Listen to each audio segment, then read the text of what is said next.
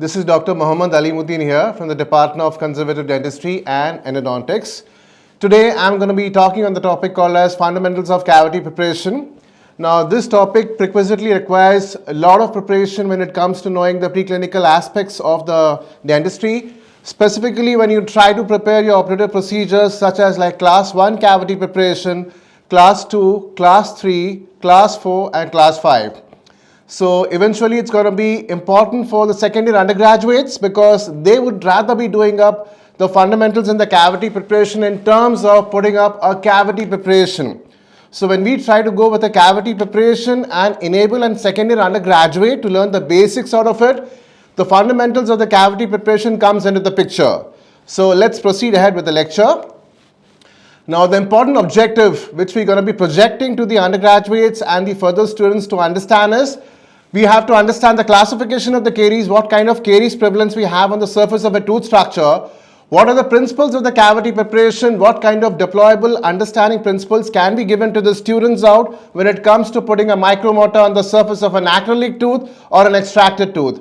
And when you try to prepare the cavity, the student would try to learn about different surfaces of a cavity preparation. When any kind of a class 1 cavity preparation an undergraduate undergoes, we have got a lot of surfaces to prepare and simulate in the form of an anatomic class 1 cavity. That being said, the learning objective, the surfaces of the cavity preparation becomes a prerequisite factor. And why exactly do we have to prepare the tooth structure for the cavity? What is the need for it? What kind of operative modules would rather be given up on the surface of an anatomic tooth which can enable an undergraduate student to understand? So the essence of preparing a conservative or the conventional cavity preparation highly necessitate the important prerequisites and the principles for a second year undergraduate to learn. Now these are the contents. Now if you see to your right, there's a mandibular molar class 1 cavity preparation. It's a class 1 conventional cavity preparation with the firm principles of the width of the cavity, depth of the cavity. Now the contents have been spoken of. It speaks about your introduction, the definition, and the history of the class 1 cavity or the history as per se, the cavity preparation, what kind of factors that can affect the tooth preparation, your classification. Whenever you try to understand the meaning of a cavity, you need to understand what exactly the classification of the cavity would mean back when you try to understand the basic principles. Now then comes the steps of the tooth preparation. The steps of the tooth preparation along with the concept would actually help a student out to prepare a cavity. And the most important, what is the additional concept followed by the conclusion and references. Now, why do we require the cavity? Why do we need to prepare the cavity? Any kind of carious lesion that require the overlying tooth structure to undergo a restoration, any kind of anatomical malformation, improper alignment of the tooth structure that leads back to the state of a malocclusion, or you might say improper position. Specifically in a maloccluded tooth, it's going to be very difficult to do an operative procedure based on it's going to be buccally aligned, palatally aligned, or away from the surface of a neutral zone. So that even alters the position of the micromotor and the burr, and not to mention the alignment of the operator to a certain extent. Now the other reason would be any kind of a secondary caries there underneath the restoration. You might say a previous restoration with inadequate occlusal or the proximal contact. That is, it's going to be an underfill. Any kind of an underfill restoration on the surface of a tooth structure will not have a contact. So in such a cases, you would have to remove the entire restoration, ensure that there's going to be a proper occlusion. So these are the prime objectives when we try to do an operative procedure. Now due to this factor, the cavity preparation would require a lot of restorative materials. Nonetheless, they need to have a proper anatomical outcome. Now that being said, whenever you try to treat an affected tooth, we try to remove a certain part of a tooth structure. When you try to remove a certain part of a tooth structure, you are enabling an underlying acrylic tooth or an extracted tooth or a patient's tooth to receive a restorative material. That being said, this kind of a preparation is called as your cavity preparation. Nonetheless, we try to divide that into conservative, conventional, which we might try to learn back in the forthcoming slides.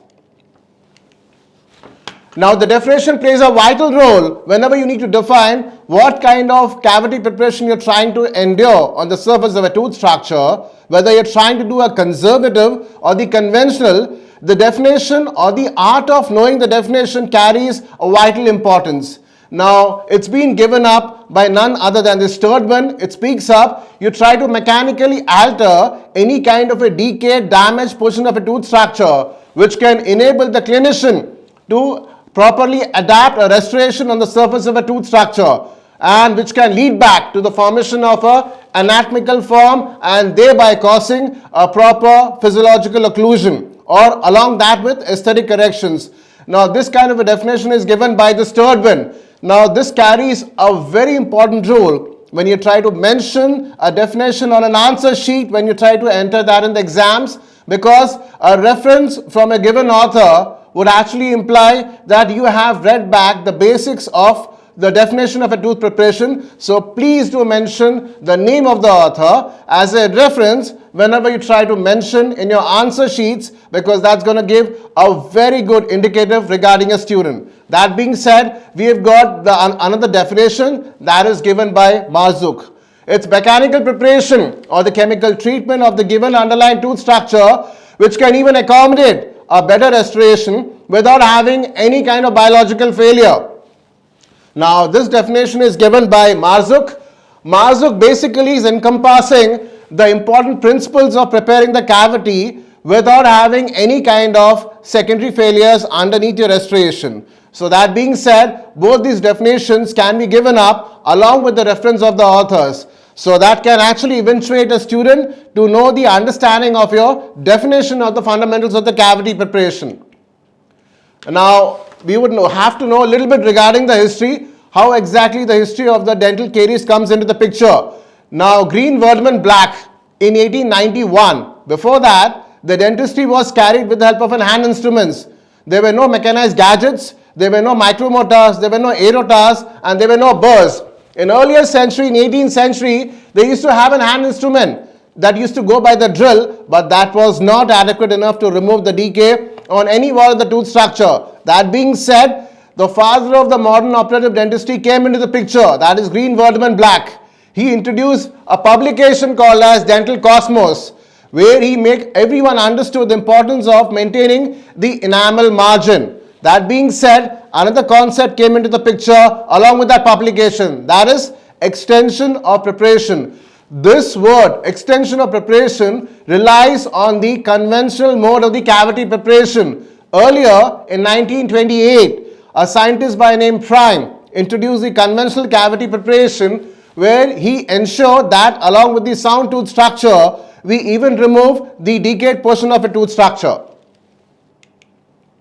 Now, whenever we try to prepare a tooth structure, what kind of objective a clinician needs to have before you try to align your burr and the operative burrs on the surface of a tooth structure? First and foremost, if you look at the diagram right before me, it would be a maxillary molar and the mandibular molar. The maxillary molar, nonetheless, is having a conservative cavity preparation with the preservation of the oblique ridge. But the mandibular molar is having a conventional cavity preparation where, along with the decayed tooth structure, the sound tooth structure, the buccal groove, the lingual groove, and the marginal ridge is inclusive of that. That being said, these are the prime important factors. We try to keep that into the picture whenever we try to go for the objectives. So first objective is try to preserve the tooth structure. That being said, the maxillary molar in the diagram has preserved the oblique ridge, which has got an extension to the mesiopalatal to the distobuccal. The second one, the most important one, remove all the defects, whether it's going to be on the buccal, lingual, mesial, distal, or even on the pulpal floor, and inclusive of the cusp and the buccal and the lingual third. So you have to remove all the defects. Then you have to make a tooth preparation. Whenever you try to remove the defects or the decay, the clinician has to prepare the tooth structure. When you prepare the tooth structure, you're trying to give a design to a given cavity. When you give a design to a given cavity, then comes finally your aesthetic placement of your restorative material. Aesthetic primarily applies to the composites and the glass ionomer cements. We used to have amalgam in the earlier days, but the amalgam nonetheless does not give an aesthetic appearance. So when we try to speak about allow for the aesthetic placement, composites, the tooth colored aesthetic restorative material, composites and the glass ionomer cement comes into the picture. So these should be the prime objective for every clinician or the student before you try to have a proper restorative occlusal harmony with the overlying tooth structure. Now these are the factors you would have to consider whenever you try to prepare the cavity. We would not need all these factors. To be very honest, we would understand a patient factor. Would he like to go with the treatment, and what kind of caries prevalence are there in the oral cavity of the patient, what is the age of the patient, and does the patient require anesthesia at times? So that becomes a very rare feature. Then comes the anatomic factors. Anatomic factors cannot be seen clinically whenever you try to prepare the cavity. These are only seen histologically. So we have enamel rod orientation, your residual dentine thickness, your pulp location. Yes, pulp location can be seen radiographically when you try to gauge the amount of dentine that is left after your cavity preparation. Coronal contours and the extent of your previous restoration. This can be seen clinically. Then comes up most important thing, your procedural factors. What kind of skills a clinician have to prepare the cavity, what kind of instruments you're trying to deploy on the surface of an acrylic tooth, and what kind of rotary instrument you're trying to use in what kind of rotations per minute. And most important thing is you need to isolate a tooth structure whenever you try to do an operative procedure. So that goes up with the help of a rubber dam. Then the lesion or the defect factors. Now these are very important. Nonetheless, we would not require a lesion or the defect factors in the preclinical conservative dentistry unless we are trying to go for a patient in the third year undergraduate curricular program. That's when we try to take a radiograph, radiovisuography, or intraoral periapical radiograph to know the extent of the bone support, occlusion, and not to mention the status of the soft tissue involving even the fracture. The soft tissues cannot be seen radiographically, yes, can be gauged up clinically. Fracture and the status of the pulp would rather be known with the help of a radiograph. Last, the most important, the restorative material factors. Any material you're trying to put on the surface of a tooth structure, we need to have an understanding. What kind of material is that? Does it have good physical properties? Is it going to be aesthetic to be aligned on the surface of a tooth structure? Is it going to be affordable for the patient to go ahead with the operative procedure? So these are the prime factors you try to look in when you try to prepare the tooth structure and inform the patient beforehand. So these are the factors which need to be kept and borne in the mind. Now this is the most important. How do you classify a tooth structure? We have a decay on the surface of a tooth. How exactly we have got anatomic factors on the surface of a tooth to give it a classification? So 1928, Green, Verdman, Black, GV Black gave a classification from class 1 to class 2, class 3, class 4, and this class 5. So the Green, Verdman, Black confines the classification only to 5 classes of your dental caries. So after which Dr. Simon came up with a classification of a class 6. So that was a modification that was being added up. After which another scientist by name Graham J. Mound came up with another classification. But Green, Verdman, Black's classification is universally accepted classification. If you look at the diagrams that's been mentioned in the PowerPoint presentation, it is all suggestive of a class 1 cavity preparation. The first diagram is actually clinically suggestive of an occlusal surface of a molar. Again, the occlusal surface of a premolar, the second diagram. And the other diagram would be on the mandibular molar, suggestive giving an extension. So all the 3 diagrams, which is right on the PowerPoint presentation, is giving a clinical picture of a class 1 cavity preparation. Now let's proceed ahead and know in details how are these classes of the cavities would rather be causing a decay on the surface of a tooth structure, or as a matter of fact, when the caries occurs on the anatomic surface, the classification derives its name from the anatomic surface the defect is trying to occupy in the surface of a tooth. As I have told that in the earlier slide, Green, Verdman, Black, this classification is universally accepted.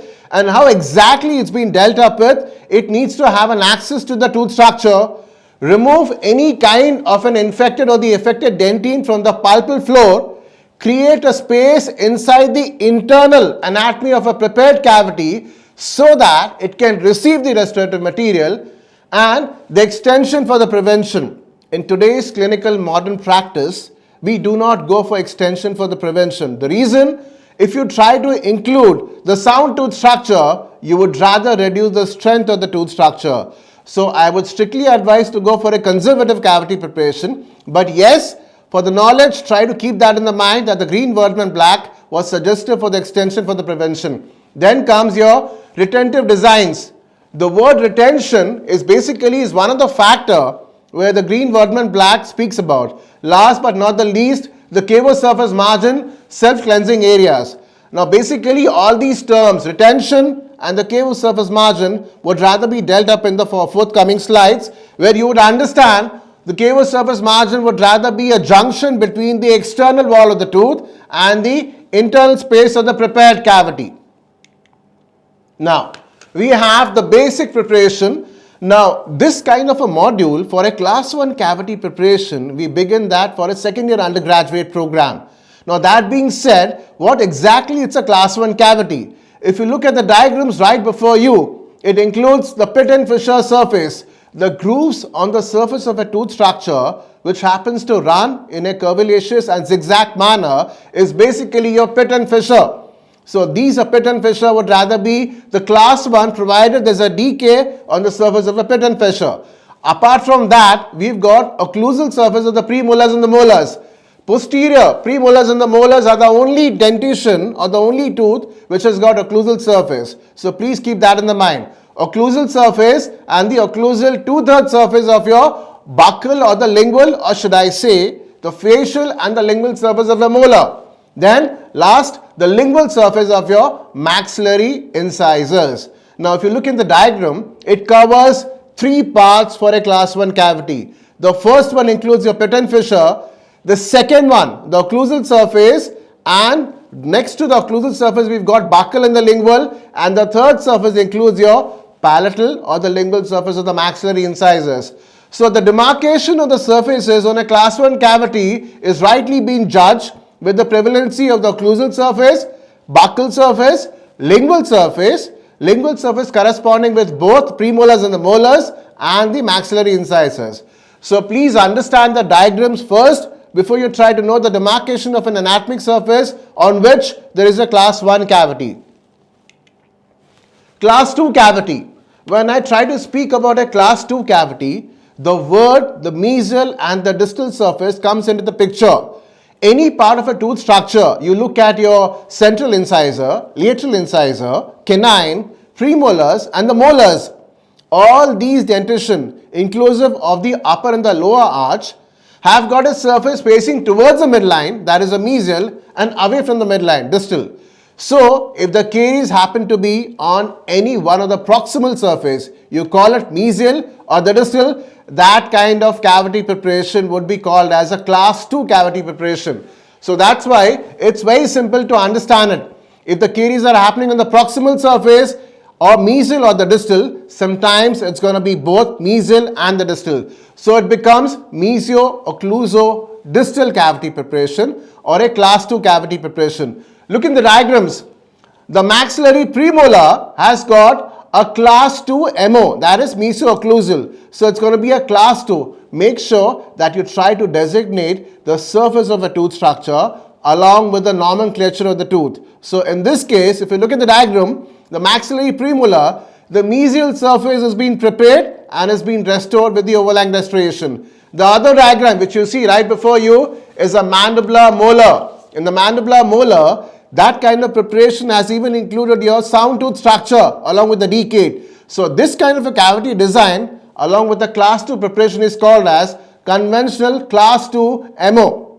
We don't have an adjacent tooth right next to that, but to understand the important concept of mandibular molar is that there is a prevalency of a class 2 mesio-occlusal conventional cavity preparation.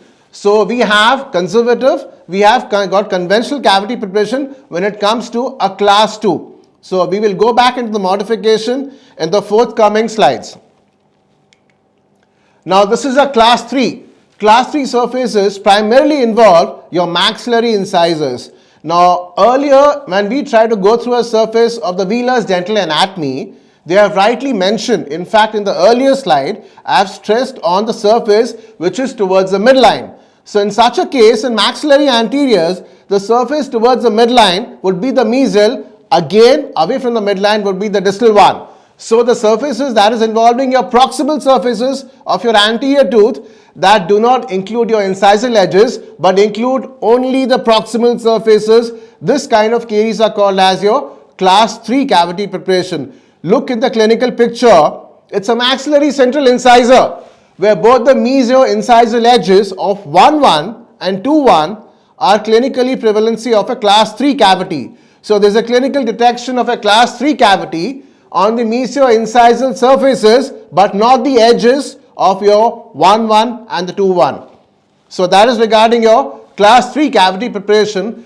That is the proximal picture which you see, the third diagram which is there with the category of an A and B. It's actually suggestive of a proximal view of a class 3 cavity. Clinically in a patient, you cannot view the proximal surface of a tooth structure because of the contact. But if you isolate an extracted tooth and try to prepare the cavity, you would rather be able to understand the demarcation of a class 3 cavity and its line and the point angles. The class 4, the preparation is very similar to the class 3. The only difference is involvement of the incisal edges along with the proximal surface of an anterior tooth would rather be the class 4. Now the first diagram, if you try to look at it, it's basically maxillary incisor class 4. It's a fracture, mesio-incisal edges along with the mesio-proximal surface of both 1-1 and the 2-1. That's a clinical picture where we would be doing a proper cavity preparation, adapt the composite and try to redefine the mesio-incisal edges of both 1-1 and 2-1 and the mesio-proximal surface. The last diagram which you actually see right before you would be a class 4. Now look at the designation and nomenclature of the surfaces. It's been given up: mesial and facial, axial, lingual and the pulpal. Now this is a schematic presentation of demarcation of the wall and the floors of your prepared class 4 cavity. Class 5. When we try to speak about class 5, now these are the kind of the caries which happens at the demarcation between your cervical aspect of the tooth structure and the gingival third. So proper anatomic location for the class 5 would be on the gingival third location. Now the only clinical problem comes up in the class 5 is how deep is the class 5 on the gingival third of the tooth structure. While doing an operative procedure on a class 5 cavity, we tend to remove a lot of caries with the help of a round burr without even understanding the amount of dentine that is left at the CJ of the tooth. One clinical note I would like to advise you is, whenever you have got a deep class 5 preparation, please take a radiovisuograph or an intraoral periapical radiograph to know the support of your coronal tooth structure, because class 5 cavity preparation, it's actually very important in clinics to know the amount of the tooth structure it has got left before you try to restore the tooth structure out. So class 5 would be on the gingival third. If you look at the diagram, on the lateral incisor, there's a deep class 5 cavity.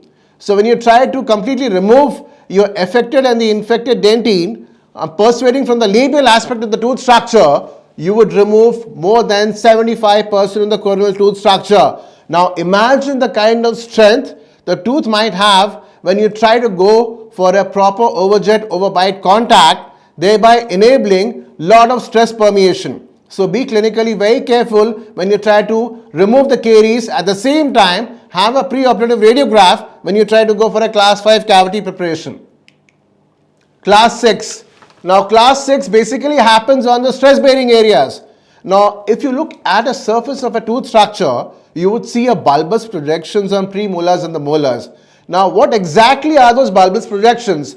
Those are basically nothing but your cusp and the marginal ridges. So in class 6, if the caries happens on your cuspal tip of your posterior tooth, that becomes your class 6.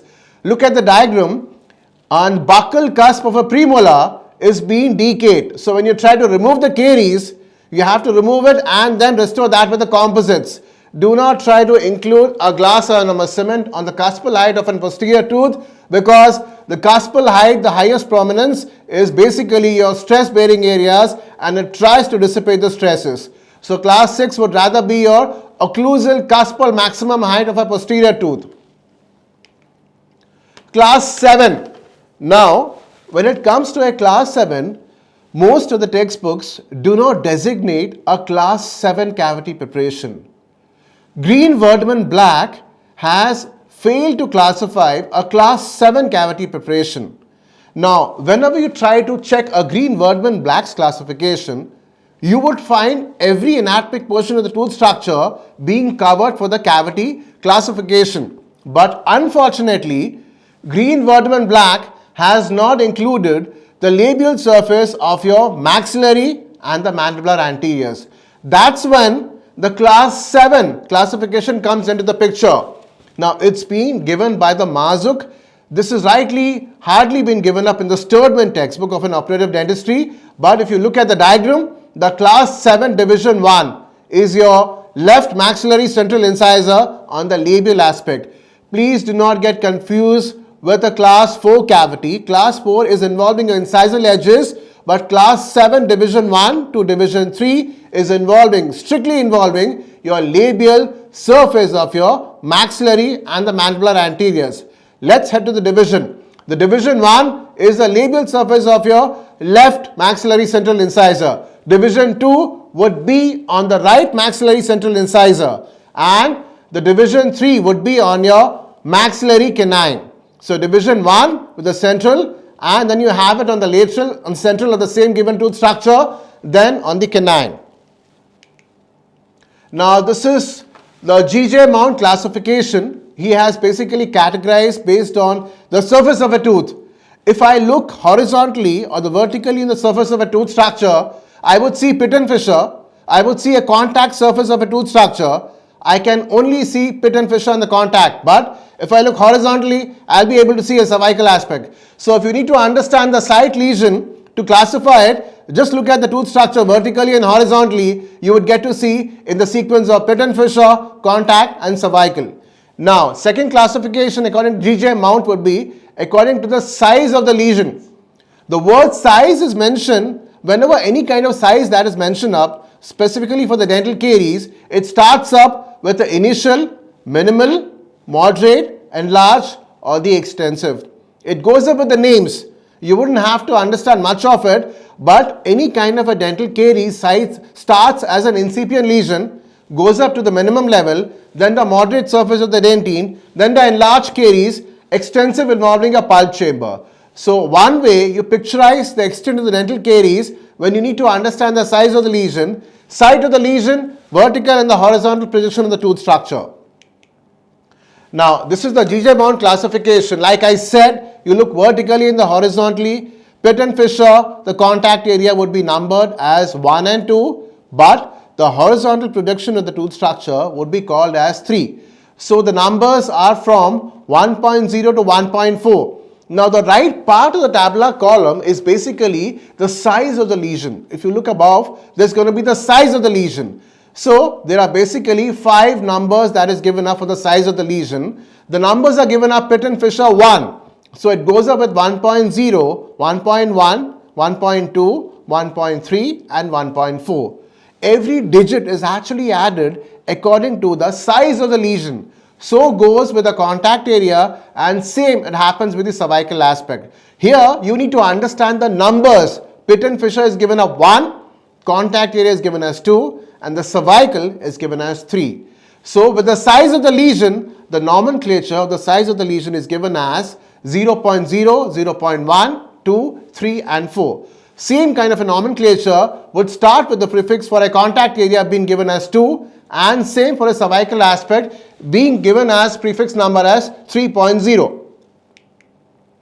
Now, what kind of terminology we would have to understand? What kind of tooth preparation we have to understand before you try to go with the terminology? The first one comes into the picture is simple. The simple tooth preparation.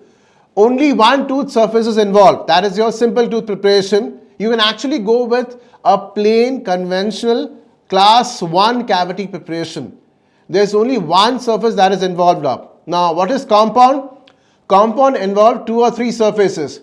Go with class 2 unilateral mesio-occlusal or the distal-occlusal tooth structure. Okay, that is your compound. Complex involves more than 3 to 4 surfaces. In such a case, the best example would be a class 2 bilateral mesio-occluso-distal cavity. You look at the diagram, you have a class 2 MOD being prepared on a mandibular molar. So it is involving bilateral axial walls, bilateral gingival seats, bilateral buccal walls, bilateral lingual walls along with your occlusal preparation. So that is regarding your complex cavity preparation. Now, whenever you try to prepare the cavity, the demarcation and the problem comes up in knowing the name of the surfaces. Whenever you're trying to prepare a cavity, there's a floor of the cavity. There are basically walls of a cavity. So how do you understand the names of the floor, names of the walls of the cavity? So in such a cases, the diagram right before you would be a class 2 cavity. Now, internal wall. Now, before we go with the planar orientation of the names of the wall, we need to understand what is an internal wall and what is an external wall. Internal wall basically it goes up with the names. It derives its name from the internal wall of the tooth structure. The second comes up the external wall. Imagine you have prepared a class 2 cavity. Now the prepared surface would rather be your buccal, lingual, mesial and the distal. So these are the external wall. In short, it takes the name of the tooth structure from what it's actually derived. Your internal walls are basically the floor and the parallel wall of the tooth structure. For example, in the diagram, if you try to look at it, the internal wall would be your pulpal floor and an axial wall. So these are being prepared internally. So that's why we strictly call them as an internal wall. The external wall is the remaining tooth structure that corresponds in external aspect of the tooth, like buccal, lingual, mesial and the distal. Now axial wall, the vertical wall which you see right next to the pulpal floor is your axial wall. It's a straight parallel wall, long axis to the tooth structure. The axial wall is the main connecting link, connecting your pulpal floor and the gingival seat. The pulpal floor basically it's your horizontal wall. Now if you try to look at the symmetry of it, the pulpal floor is horizontal and the gingival seat is horizontal, but the axial wall is vertical and parallel to the long axis. In the simple mathematics, if I try to put it across, pulpal floor and the gingival seat are horizontal, but axial wall is vertical. So there's a parallel connection between two perpendicular surfaces. So that goes with the geometry of the alignment of your axial wall and the pulpal floor, and so does the gingival seat. Now the same thing I mentioned back in the earlier slide. The wall that is horizontal and the perpendicular is basically having its forces aligned vertically. So that being said, the vertical forces are going to be aligned on the pulpal floor and on the gingival seat. At the same time, there would rather be the dissipation of the stresses. So floor or the seat basically means up your pulpal floor and the gingival seat. So these are basically acting along the parallel to the long axis of the tooth structure. Now these are basically, why do we have to prepare such kind of seat? What is the reason that we have to prepare an axial wall and gingival seat in the pulpal floor? The reason is we are trying to give a stabilizing seats for the underlying prepared tooth structure so that we can dissipate any kind of compressive stresses from the overlying tooth. Whenever an individual tries to bite, chew and masticate, lot of compressive stresses are generated on the upper and the lower molar. But when you try to prepare the underlying cavity with such kind of an internal cavity, you give a wall and floor and the proper stabilization, then in such a cases, the axial wall, the pulpal floor, gingival seat would serve as a stabilization factor on the top of which you would try to align your restoration and dissipate the stresses. In one way, your pulpal floor and the gingival seat is going to increase your resistance pattern of the tooth structure. Now this word resistance basically comes up when you try to understand the principles of the cavity preparation.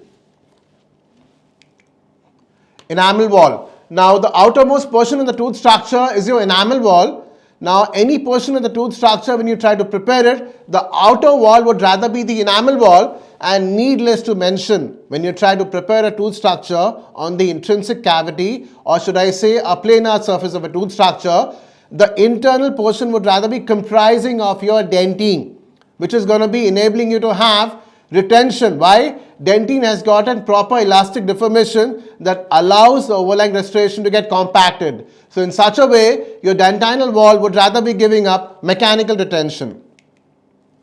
Now, this is little too far easy to understand it.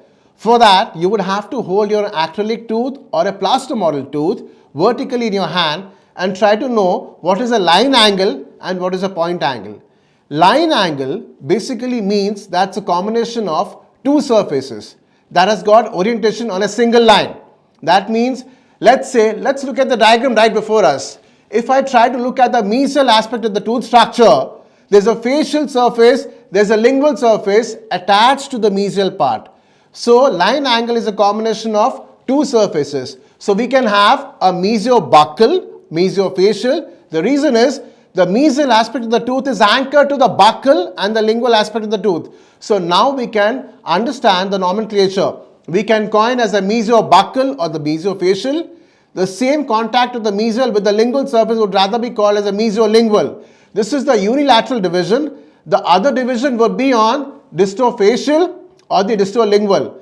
Now, line angle definition or the orientation, the schematization is completely based on the understanding of the nomenclature. That means if you try to prepare a class 1 cavity, on the mesial you will have a buccal and the lingual, on the distal you will have a buccal and the lingual. So when you try to demarcate the surface of a tooth structure with the mesial and the distal, you would have your line angles right before you. Now that goes up with the surface again. An internal line angle is basically whose apex points inside the tooth structure. The external line angle would be where the apex is going to be pointing away from the surface of a tooth structure. Now point angle. The point angle is a combination of three or more surfaces. Line angle is a combination of two surfaces, but the point angle is a combination of more than two, or should I say 3 to 4 surfaces. In such a cases, if you look at the diagram right before you, it's a class 2 cavity preparation. I would try to point only a few of the point angles. In one of the cases, diagram of an distofaciopulpal. If you look at the surface, distal is the outermost surface. Distal is the surface that has been prepared the cavity. The facial is the external connecting surface, but the pulpal surface is the floor. That means distal is your external surface, surface number 1. The facial is surface number 2, but the pulpal is internal surface. So that makes it surface number 3. So that's why the point angle is comprising of 3 planar surfaces. Now, how many line and point angles do we have in all grades of classification of a cavity? Green-Werdman-Black's classification has got line and the point angle. Now, every line and the point angle derive its name from the given wall of the tooth structure, from given surface of a tooth structure. We've already seen that in the schematic diagram. Now, I'm going to give you a little short formula to tally how to understand the line and the point angles. Here the numbers are rightly been mentioned up. If you look from class 1, class 2, class 3, class 4, class 5, there are numbers rightly been mentioned in the line and the point angles. For example, the class 1 is given as 8 and 4, and class 2, 11 and 6, class 3, 6 and 3, class 4, 11 and 6, class 5, 8 and 4. Now, this would rather be a little confusing for you to understand. So that I'll try to put you in simple ways that class 1 and class 5. If you look at class 1 and class 5, they've got 8 and 4 line and point angles. So class 1 and class 5 have got 8 and 4 line angles, 8 line angles and 4 point angles. So class 5, class 1 and class 5 are symmetrical. Now, coming on to class 2 and class 4, they have got symmetrical 11 line angles and symmetrical 6 point angles. Okay, so class 1 has got a correlation with the class 5. Similarly, the class 2 has got a similar line and point angles with the class 4. The only class that is left is class 3. You can add a number to it. Class 3 line angle is 6. Half of that would be 3. So that's going to be your point angle. So to summarize it, your class 1 and class 5 have got similar line and the point angles. Class 2 and the class 4 has got similar line and the point angles. The only difference lies up in your class 3, that is 6 and 3 in the form of line and the point angle. Now this is the Cavosurface angle of a tooth structure. It's basically the external wall of the tooth structure and the internal wall. Now the Cavosurface angle is basically formed by the external wall and the internally prepared tooth structure. So it's basically a junction. So this kind of a junction is called as a Cavosurface angle and the margin. So this kind of an angle varies up with the given location of the tooth structure. And how would you know the direction of the enamel rods? Clinically, we cannot gauge the direction of the enamel rods. This is only seen up histologically. That's why when the diagram right before you, you would actually be able to see the direction of the enamel rods and what kind of restorative material you're trying to deploy on the surface of a tooth structure to have a proper restorative margins. So that is regarding the Cavosurface angle. Now, before we devise a cavity preparation, let's say a patient comes to your clinic and you have seen the demarcation of caries. You have your hand instruments with you. You have your burrs with you. All you got to do is remove the decay of the tooth structure, try to give a design to a given cavity and restore that with the overlying restoration. Now, how exactly you try to do that? Now, if I speak about initial tooth preparation stages, all these stages, right from the step 1, step 2, step 3, step 4 is designed for amalgam and amalgam only. Please understand that initial tooth preparation stage and even the final tooth preparation stages are being designed for amalgam restoration only. When we try to devise a cavity for an amalgam, we need to have a certain depth of the cavity. We need to have a certain width of the cavity. We need to preserve certain width of the tooth structure. We need to conserve and preserve the cusp and the marginal ridges. So there's a proper numerical number that is given up whenever you try to prepare a cavity for an amalgam. That being said, we have certain stages when we try to go for a cavity preparation. It starts up with an outline form, initial depth, resistance form of the tooth structure, your primary retention form and the convenience form. So today we're going to be talking strictly on the initial tooth preparation stages. Now these kind of steps is actually very easy to understand. When you have a decay on the surface of a tooth, you try to give an outline to that, and we need to understand up to what level we can put an outline. What kind of cavity preparation we should do on the surface of an acrylic tooth which should give a resistance form. So that is your step number 2. What kind of preparation we need to give it to the tooth structure so that we have a retention form. That is step number 3. Step number 4, convenience form. What kind of convenience? That means if I have prepared the cavity, I have taken my instrument to know the width of the cavity. Is my instrument is able to go within my prepared width of the cavity? That is basically your convenience form. We would try to deal with this in detail in the forthcoming slides. Now that is your final tooth preparation. In final tooth preparation, you try to remove your infected dentine, any kind of old restorative material and any kind of caries that is going towards the pulp. You need to protect that. Next step is the pulp protection. And step number 7. Now, as how we have the primary resistance and primary retention feature, we do have secondary resistance and retention feature. Last but not the least, we have procedures for finishing the external wall and most important, you're cleaning, inspecting and desensitizing the internally prepared tooth structure. Now, final tooth preparation stages we would try to speak back probably in the next class. We're going to be talking in detail today about your initial cavity preparation stages.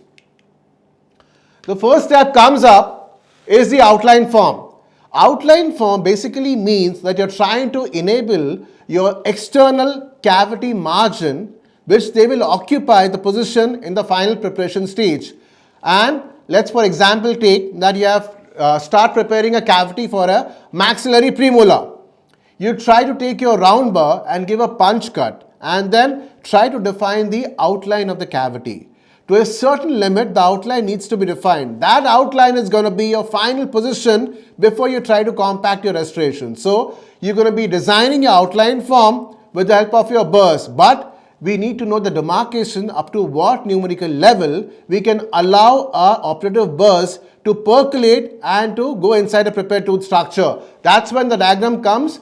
So in this, if you look at the orientation of the burr, the outermost part is enamel and the internal part, the outer whiter part would rather be your enamel, and the internal part is the dentine, and the red color part demarcated is your pulp chamber. So the burr should always be aligned towards the enamel and the dentine, but not permeating towards the pulp chamber. So the initial stage, we would have to give a depth of 0.2 to 0.8 mm pulpally of the dentino-enamel junction. That means extension inside the dentine should not be more than 0.2 to 0.4, max being 0.5. And that being said, that defines your outline form of the prepared tooth structure. Now, what kind of principles we have to undergo before we try to define the outline form? Now, with the help of burrs, we might try to give an outline form, but the important principle is remove any kind of a weakened enamel, any friable enamel, any unsupported enamel.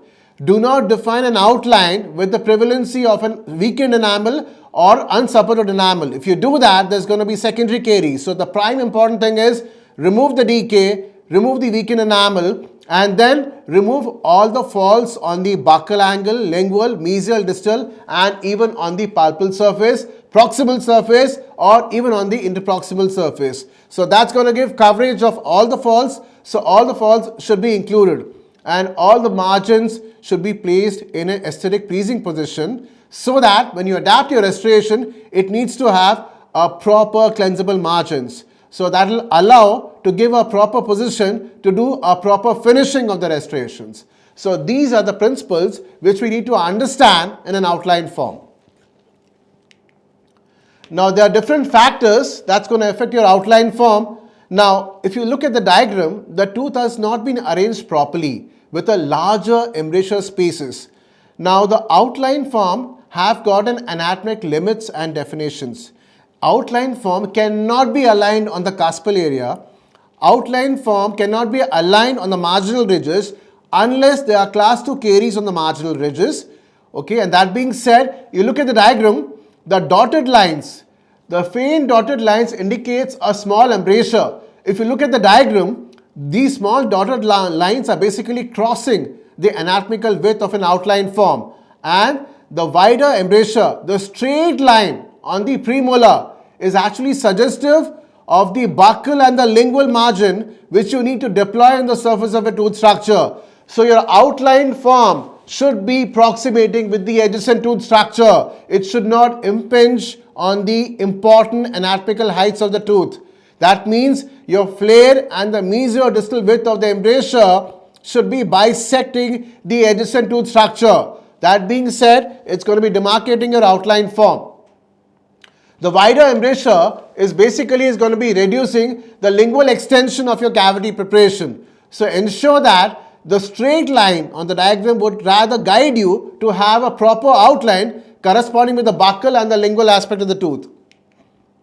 Now with the help of occlusion and the massagetory stresses, if you have proper outline, if you look at the first diagram, it speaks up optical alignment lessens your need for the facial lingual extension. Look at the diagram. Properly aligned buccal and the lingual outline right from the first and the second and the third molar would would enable you to have the dissipation of the stresses. But if your outline is going to be away from the buccal and the lingual proximating portion of the tooth structure, it's going to increase all kind of the forces, not to mention in such cases of a malalignment. The second diagram basically is suggestive of a malocclusion.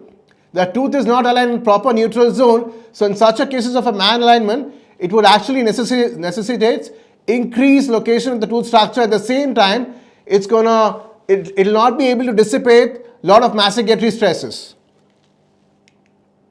Now caries index, if you have got a high caries index, in such a cases, you would have to extend the outline to the given involved tooth structure. Now if you have got low caries index, you can actually try to do a conservative cavity preparation and preserve the tooth structure. So, and even preserve your demarcation of an outline form on the given tooth structure. So, this is regarding the caries index and the oral hygiene. Now, age. Now, with the help of an age, what happens?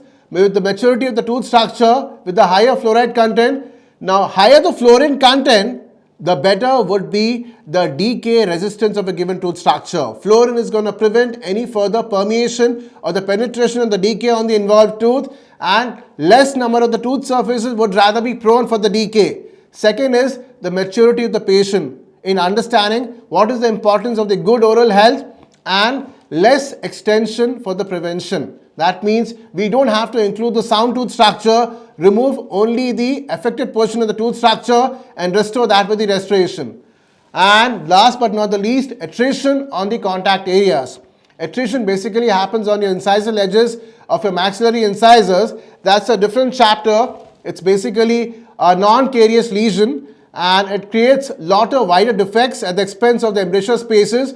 Attrition on the contact areas. Now, if you have traumatic contact areas on the surface of a tooth structure, it leads back to the flattening of the tooth. So, such flattening of the tooth is going to alter the anatomy of your incisal edges, and that will be demarcation, that will be suggestive of your attrition. Now, what are the features in when you try to define for an outline form? You have to preserve all the cuspal heights of your tooth, preserve bilaterally or marginal ridges, try to minimize your width of the cavity or the facial-lingual extension of the tooth structure. If your facial-lingual width of the tooth structure exceeds the given anatomic limit, it's going to reduce the resistance pattern in the tooth structure, exceed the outline of the tooth structure. And any kind of caries on the surface of a tooth structure, let's take for example, on the occlusal surface, we've got two oval-shaped decays at a distance of 0.3 to 0.5 mm.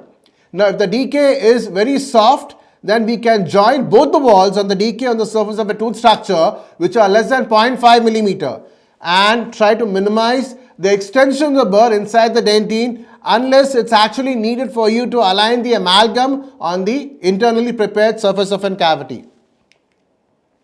Preserve the cusp. Now, when we try to preserve a cusp, the important word comes into the picture called as cusp capping. When you try to go for a cusp capping, now if you look at the diagram, from the primary groove on the mandibular molar towards the buccal cusp, let's imagine a picture that we have got a caries on the groove permeating towards your cuspal height. Now, if the distance is going to be half, then we would have to do a cusp capping. Reduction rule for the cusp reduction in the coverage depends upon the amount of distance that is going from your primary groove towards your cuspal height area. If it's going to be more than half to 2/3 of the tooth structure involving your cuspal tip, you would have to go for your cusp reduction and the cusp coverage. The cusp is going to be dissipating a lot of stresses, and if the distance exceeds from the primary groove towards the cuspal area more than 1/2 to 2/3, you would have to go for the cusp capping. Now, preserving the marginal ridge. If you look at the diagram, there's a thing called as 1.6. 1.6 is the width of the marginal ridge which we need to preserve in a premolar, in a class 1 cavity. Now, marginal ridge and the cusp, if you look at the surface of a tooth structure, there are a lot of bulges on the surface of a tooth. Now, these bulges are basically nothing but your cusp and the marginal ridges, which we need to preserve at each and every cost. So does with the name of it, we have to preserve the width of the marginal ridge. 1.6 width should be preserved when we do a class 1 cavity on a premolar, and 2 millimeters width of the marginal ridge should always be preserved when we do a class 1 cavity on the maxillary and the mandibular molar. Minimize the facial-lingual extension. You try to exceed the width of the cavity, it's going to be involving the cusp, so that's going to weaken the cusp out. So for a conservative class 1 cavity, you can keep a width of 1 to 1.5 mm, and this goes up even with the dimension of your 245 burr. The 245 burr has got a diameter of 0.8 millimeters. For amalgam, we need a 1 millimeter width of the cavity. But in case in clinical practice, you have got less than 1 millimeter, convenience form is not adequate, you can exceed to another 0.3 millimeters. keeping the width of the cavity to around 1.5 millimeter and not more. Enameloplasty, now it's a procedure, the name goes up with the nomenclature, the name of it. We are trying to reshape the surface of a tooth structure, or should I say, reshape the enamel surface by making it completely rounded and saucered so that you will have a proper cleansable and finishable margins. It's actually indicated when your fissure is not having more than 1/3 of your enamel thickness. These fissures on the surface of a tooth structure are very weak and are not merged together. They are not merged properly. Or should I say, the coalescence of the fissure grooves on the surface of the occlusal aspect is not adequate enough, leaving a gap. So in such a cases, we try to merge it and where the enameloplasty is indicated. So the fissure is not greater than 1/3 of enamel thickness, we need to go for an enameloplasty procedure. Depth of the preparation, try to keep a depth of not more than 0.2 to 0.8 in the smooth surface caries and 0.2 to 0.5 when we try to go for a class 1 cavity. Now, why do we have to go to a certain depth inside the dentine? Why can't we go 1 millimeter, 2 millimeter, 5 millimeter, 6 millimeter inside the dentine? The reason is, the moment you try to go beyond 0.2 to 0.5, the reason we try to give a nomenclature designation is to avoid seeding of the restoration on very sensitive dentino-enamel junction. There are a lot of dentinal tubules and its anastomosis which is actually on the dentino-enamel junction. If you try to rest it on the dentino-enamel junction, the patient will have a massive sensitivity and it will not give you a proper bulk. So make sure that you give a bulk to the restoration, and not to mention, we need to take advantage of the elasticity of the dentine. The dentine is having a proper elastic deformation which is going to allow the clinician to properly compact, insert the restoration, properly adapt it and try to give an operative module on the surface of a tooth structure. Embrasure wall. Now basically here the isthmus comes into the picture. Green, Werdman, Black said in a class 2 cavity preparation, the isthmus width should be equal to 1/3 of your planar width of the tooth. So that is given by the GV Black, but Valet and the Brunner said it should be 1/4. Isthmus should be between 1/3 to 1/4. In fact, the width of the cavity should be 1/3 to 1/4 of the tooth structure, and there should be a 90 degrees angulation between your proximal wall and an axial wall. Isthmus must and always should form 1/3 of the intercuspal distance. Resistance form. This is basically a portion of the tooth structure which will prevent your restoration from getting dislodged when the occlusal forces are acting parallel to the long axis of the tooth. So that is basically your resistance form. So in the resistance form, we try to prepare the cavity and ensure that we've got a flat pulpal floor, rounded internal line angles, and preserve as much tooth structure as possible. So we've got a flat floor in this, so which can dissipate the stresses which is acting parallel to the long axis. So that is regarding the definition of the primary resistance form. Now these are the principles. Look at the diagram. We need to have a horizontal flat floor for the dissipation of the stresses and for the primary resistance form. So flat surface is going to dissipate the stresses, at the same time enable you to have a proper resistance feature on a prepared class 1, conservative and the conventional cavity preparation. Round off the internal line angles and give a proper bulk to the tooth structure. Rounding of the internal line angles. The only problem comes up if we try to round off the line angles, it's going to prevent any kind of stress accumulation. And if we keep any sharp line angles internally inside the prepared cavity, there's going to be a lot of stress accumulation. Not to mention, when you try to round off the line angle at the same time, it's going to expose out your very good strongest enamel margin, which can give you a proper finishing areas. The cusp capping, which I've already mentioned, this is only considered when your outline has extended towards the involved anatomic surface of your cusp. So in such a cases, it goes up from the primary groove to the cusp tip. So in this clinical scenario, we try to go for a cusp capping, involving more than 1/2 to 2/3 distance from the primary groove towards the involved cusp. Now exception happens up. Let's say we have prepared a class 1 cavity. We try to give a flat pulpal floor in all the cases of a class 1, except in the lower first molar. The reason is, the mandibular premolars and the molars are lingually tilted. If we try to give, lingual cusp is actually very small and the buccal cusp is highly pronounced.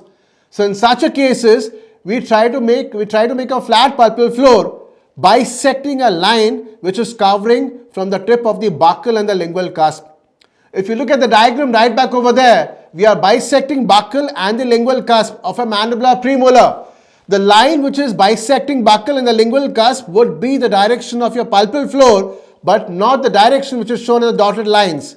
In the maxillary premolar, we would have a flat one. In this case, the pulpal floor is going to be taking an inclination level when it comes to its anatomical alignment. So ensure that whenever you try to prepare a mandibular premolar, try to tilt your burr lingually. Keeping it parallelly, it's going to be damaging your bucco-pulpal line angle, and keeping your pulpal floor in the line of a direction of your line, bisecting your buccal and the lingual cusp. Now, what are the features we have? It's going to be very simple. A flat horizontal floor, a box-shaped cavity, and inclusion of your damaged or the weakened tooth structure. Try to preserve your cusp and the marginal ridges. It's important. Round off your internal line angles and maintain adequate depth of the tooth structure, enabling you to have a proper thickness and cusp capping. What kind of thickness we need to have? Now, whenever you try to prepare a tooth structure, amalgam needs to have a depth of 2 millimeters, so that you can give a thickness of even 1.5 variation being to 2 millimeters, so that you can compact an amalgam. Amalgam needs a depth of 1.5 to 2 millimeters, so does for the other materials, that is the cast metal and the porcelain being 1 to 2 millimeters and porcelain being 2 millimeters. Now, retention form is basically that kind of a preparation that you try to give that to your cavity preparation, which can prevent the restoration from getting dislodged by tipping or the tilting forces. Now, these are angle forces which come on the surface of a tooth structure, and preventing any kind of a lateral displacement by the tipping and the tilting forces would regain the retentive form of your cavity preparation. Let's look into the features. Now, what kind of retention we have? We've got frictional retention. Friction means a contact. Friction in physics means a contact. So in such a cases, the greater surface area of a contact between the tooth and the restoration is going to increase your frictional retention. An opposing wall should be either parallel or it should be converging. If you have got parallel walls or the converging walls, it's going to lock your restoration inside the buccal and the lingual line angle, giving you adequate retention. Proximity, that's going to get your restoration closer to your pulpal floor, adapting it to the dentine, making the use of the elasticity of the dentine, enabling you to have a proper frictional component. Other important part, dentine has actually got a proper elastic deformation. That means it can alter its position of its walls and the floor microscopically. We cannot see clinically the alteration of the position of your walls and floor, but yes, microscopically we can actually gauge and visualize it. You prepare the cavity and then you can visualize it under the microscope. You would actually see a slight elastic deformation of the dentine. Then after which, when you try to condense an amalgam inside the prepared cavity, the dentine is going to rebound back and it will add up more gripping action on the overlying amalgam. So that property is called as your elastic deformation of the dentine. Now, in the cavity, what kind of retention features you might try to deploy it? You need to have the proximal surfaces with the converging ends on the involved proximal surfaces. The reason is it's going to prevent any kind of occlusal displacement, or should I say from any kind of overlying tipping or the tilting forces. It's going to prevent any kind of dislodgement, specifically in a class 2 cavity. Okay, now in the dovetail, what we're going to be doing is, in a class 1 cavity, there's going to be bilateral dovetail. In a class 2 cavity, we have a dovetail on the uninvolved surface of the tooth structure. But in the class 1 cavity, we will have a dovetail on both the bilateral ends. Look at the diagram on the mandibular molar. We've got a dovetail, a C-shaped dovetail on the uninvolved proximal surface, and an axial wall gingival seat, a proper conventional class 2 preparation on the involved and the affected class 2 surface. The other diagram on the mandibular molar is suggestive of a bilateral dovetail on a conventional class 1 cavity preparation. For amalgam, we need to have a proper adhesive system which can provide you retention, but that happens only in the bonded amalgams. So when it comes to a bonded amalgam, we need to have an underlying composite to have a proper adhesive mechanism with the overlying amalgam. For a composite restoration, there needs to have a proper bond between the material and the edge surface. Now in the inlay and the onlay, we need to have opposing vertical walls should be diverging outwards. For class 2 preparations, we need to have a occlusal dovetail on the uninvolved proximal surfaces. Even on the class 2 inlays, we need to ensure that we have a dovetail on the uninvolved proximal surface and have a divergence on the involved proximal surfaces. Convenience form. Now this feature of the tooth preparation needs to have a proper instrumentation, proper visibility, proper access. Imagine a clinician trying to prepare the cavity, have removed the decay adequately from all the anatomic surface, but when it comes to compacting an amalgam and inside the prepared tooth structure, the instrument is having lot of resistance. So such a factor is with a compromised convenience form.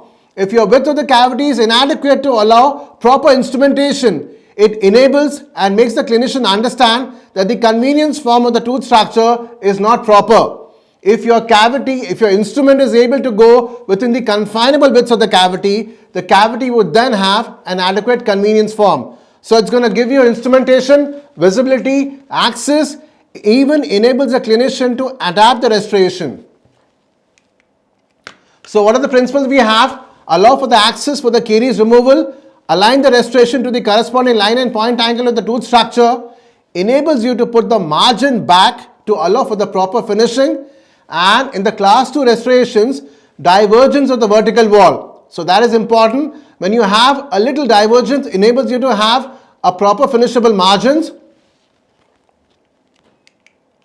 So in the conclusion, I would like to say that every effort should be made to preserve every anatomical portion of the tooth structure. Every step of the tooth structure with a given preparation allows us to remove the dentine. So a conservative approach should always be followed whenever we try to prepare the cavity. Yes, extension for the preparation is one of the feature which is called as conventional for an undergraduate to perform, but over the time when you try to go for a clinical procedure to prepare a cavity on the surface of a patient's tooth, conservative approach should always be followed with the principles of preserving of the underlying dentine with the preservation of the cusp and the marginal ridges. Your preparation design should be designed in such a way that it allows the restoration to dissipate the stresses and prevent any kind of dislodgement and prevent any kind of a micro leakage, giving maximum functional longevity even to the tooth and even to the restoration. Thank you.